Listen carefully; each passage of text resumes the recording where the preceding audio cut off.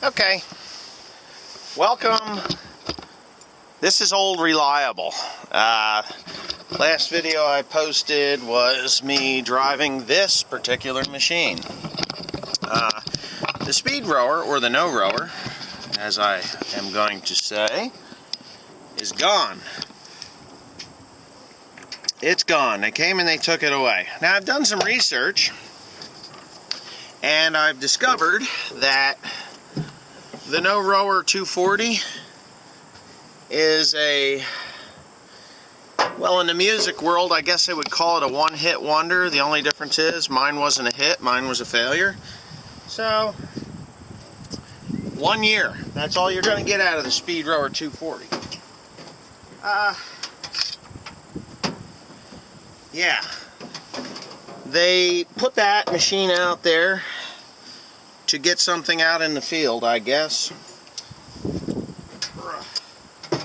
with the name Speedrower on it. I've got to continue to work here. I'm out of fuel. But anyway, yeah, Speedrower 240 was only offered this year, 2014. The new models are going to be the Speedrower 220 and the Speedrower 260. I'm not saying that they put out a piece of junk in this 240. What I'm saying is mine was a piece of junk. I'm sure there's a lot of guys out there that have the Speedrower 240 that are more than happy with the performance of the machine. I'm not. Hence the fact that I'm still using my old WD 2303 case. Now, I know a lot of you guys are like, yay, go case. Well, the only difference between this case and the New Holland of the day is actually the handle that you control your functions with. That's the only difference. So, you know, a lot of guys are like, oh, Case is way better machine. Case is the same damn machine, other than that handle. So, you know, I posted a couple videos because I had to take a step back from what I'm doing. I'm going to have a goddamn coronary over this thing. Not that I get too upset, but when you got that much money into something and it doesn't work, and you know, you're not getting the support from New Holland. Now, when I say New Holland, I don't mean the dealer, I mean New Holland. CNH, or CNI, if you want to call it that now. It took 2 months before New Holland even had the audacity to come out. As a matter of fact, Eric at Messick's told them that they should probably look at the videos that I've been posting about their piece of equipment, because they told him that they just didn't have time to deal with it at this moment. So, that's just the way New Holland wants to run their business, I guess, is we'll put something out there, and if the majority is good, fine. But if you get one guy that's, you know, having major troubles with his, we'll just say, to hell with him. Doesn't matter, because majority rules. Well, if I got the machine that sat next to the machine that I got, I probably wouldn't be making these videos. I have probably a pretty good idea that mine is just an absolute piece of junk. They've done more work to that machine in the first, well, since June 2nd, when I took delivery on it, till now, or until Tuesday, because they took it away on Tuesday, than I've ever had them do, or anybody do, or I have done personally, to this 2008 Case WD 2303. This Case machine has got over 20,000 acres on it.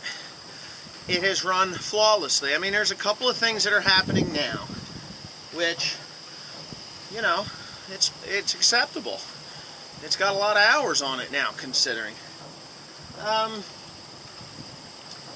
Yeah. So, I don't know what they're going to offer me. If they offer me this machine back and take my old machine away, or my new machine away, I'd be fine with that.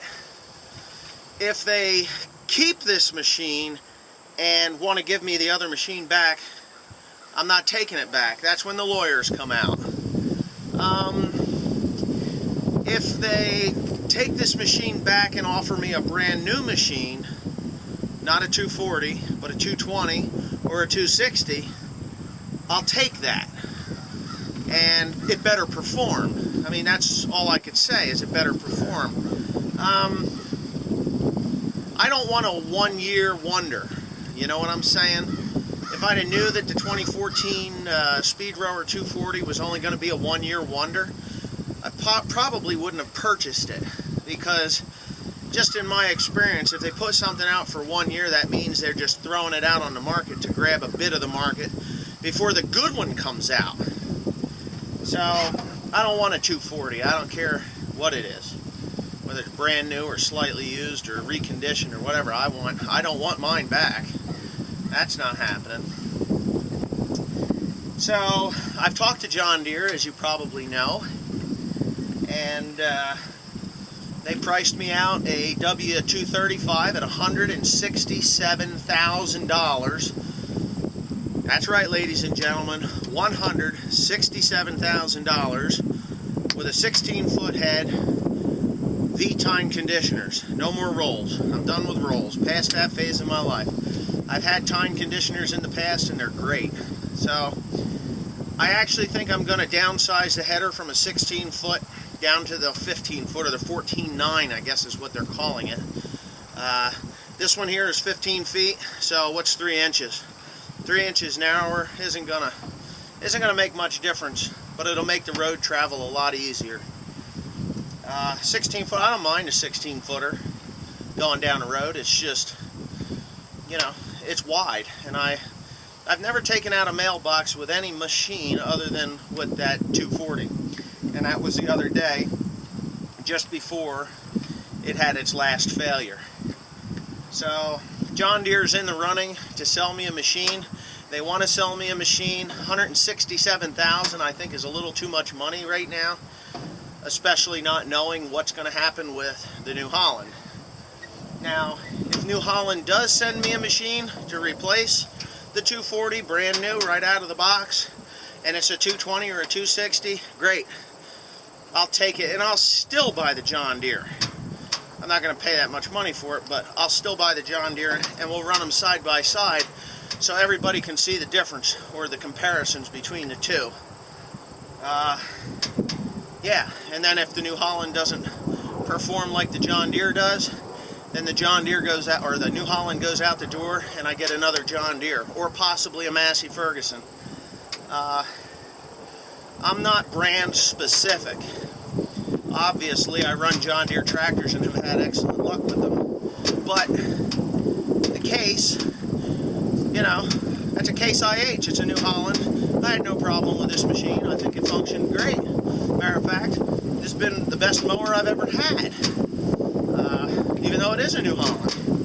But, you know, I'm not afraid to get a Massey Ferguson. I mean, you guys have assured me that the Sisu motor is a good motor. Actually, I haven't heard a bad thing about the Sisu motor. The worst thing about the Sisu motor is I had never heard of it until a couple years back. And I was told it was a Japanese motor. Not to say anything wrong about the Japanese, but when I think of Japanese engines, I think of Kubota and Yanmar, which John Deere is partial to Yanmar. I know they use them in their small tractors. And Kubota, Kubota's a time-tested machine. I think that's it. But Sisu, I never heard of. I found out that it's a Finnish, or a Finland, from Finland. So, yeah, so I'm not afraid of that. So I possibly will buy both. I'm expanding, picking up more ground all the time. So in order to keep up with the ground that I am acquiring, I need to have a good mower. The reason I'm not going with the Big M is pretty simple. It's $500,000. Okay? You take $500,000 for one guy doing 3,000 acres, expecting to go to 4,000 acres, fine. The Big M is great for that size operation. But if the Big M breaks, then I'm completely down. But if I buy 2 of the windrowers for just under 300,000, and I break one, or one's a piece of junk, then at least I'll still be able to go.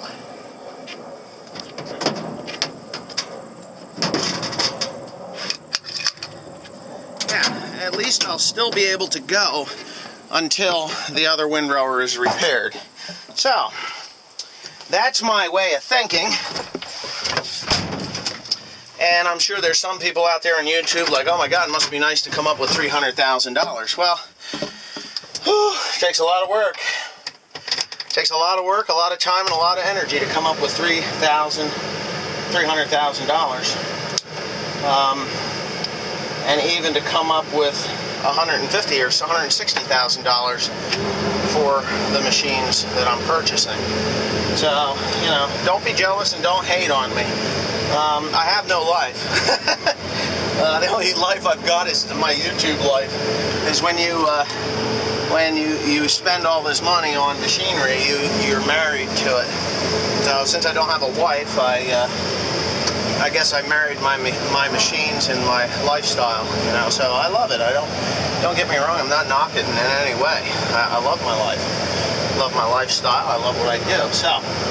Anyhow, I guess that's enough of me rambling on about the No Rower or Speedrower 240. I really, at the bottom of my heart, hope that New Holland corporate, not Messick's. Messick's has been great. All of the guys at Messick's have been great. All of them. They've been very supportive. They have throughout the whole process, and they continue to be supportive and continue to try and get this issue resolved without lead being fired. Because I really don't want to go to jail over a windrower. But anyway, yeah, it's to that point where they need to man up and realize that they gave me a piece of junk. And not only did they give me a piece of junk, they gave the wrong person a piece of junk. I guess, you know, they didn't do it on purpose, obviously, but what they've done after they found out that it was a piece of junk, that's what defines them as being not such a good company to deal with, you know. I mean, if they just said, oh yeah, okay, well, Mr. Dandy, we realized that the machine's garbage and we're going to take care of that right away, and actually did it, then it would be great, but they didn't. So anyways, I'm about ready to make a hairpin turn in through this gate here, and yeah, so thanks for watching. And yes, there is still big news coming. I just haven't gotten it done yet. So, yeah, please comment, rate, and subscribe.